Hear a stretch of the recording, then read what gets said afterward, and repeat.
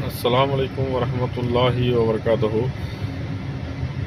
ரமதான் மாதத்தில் நாம் நோன்பை நோற்றோம். அல்லாவிற்காக நோன்பை வைத்து காலையிலிருந்து மாலை வரை சாப்பிடாமல் தண்ணீரை குடிக்காமல் நோன்பு 30 நாட்களை நோன்பு வைத்திருந்தோம்.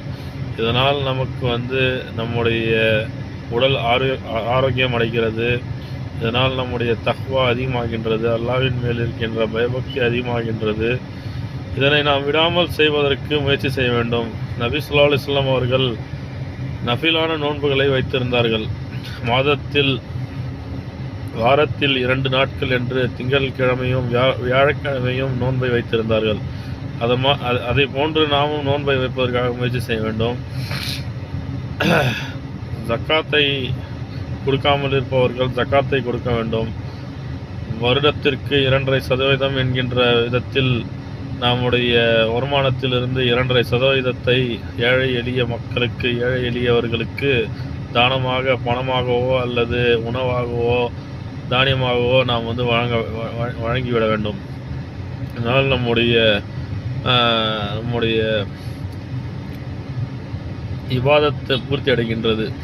நம்முடைய ஈமானுடைய 5 இபாதத்துகளில் தொழுகை, நோன்பு நோற்பது, ரமலான் நோன்பை நோற்பது, ஜக்காத் கொடுப்பது என்று இருக்கின்றது.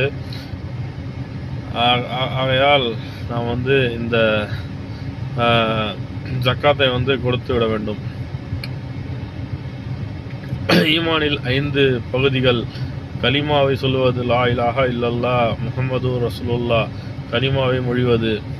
தொழுகையை நிலைநாட்டுவது, 5 வேளை தொழுகை இமாம் ஜமாத்துடன் சேர்ந்து தொழுவது. ஃபஜர் தொழுகையை விடாமல் தொழுது வர வேண்டும். நோன்பு காலம் முடிந்துவிட்டது, ரமதான் முடிந்துவிட்டது என்பதற்காக நாம் இதன் பிறகு நாம் தொழுகையை தொழாமல் வீண் விஷயங்களில், வீண் செயல்களில் ஈடுபட்டு கொண்டு இருக்கக்கூடாது. இதன் பிறகுதான் நமக்கு தக்வா அதிகமாக வேண்டும். தக்வாவுடன் வாழ வேண்டும். அல்லாஹ்வை பயந்து பயபக்தியுடன் வாழ வேண்டும். இன்ஷா அல்லாஹ் நாம் ஜமாத் ஈமானோடு வாழ்வதற்கு நாம் முயற்சி செய்வோமாக.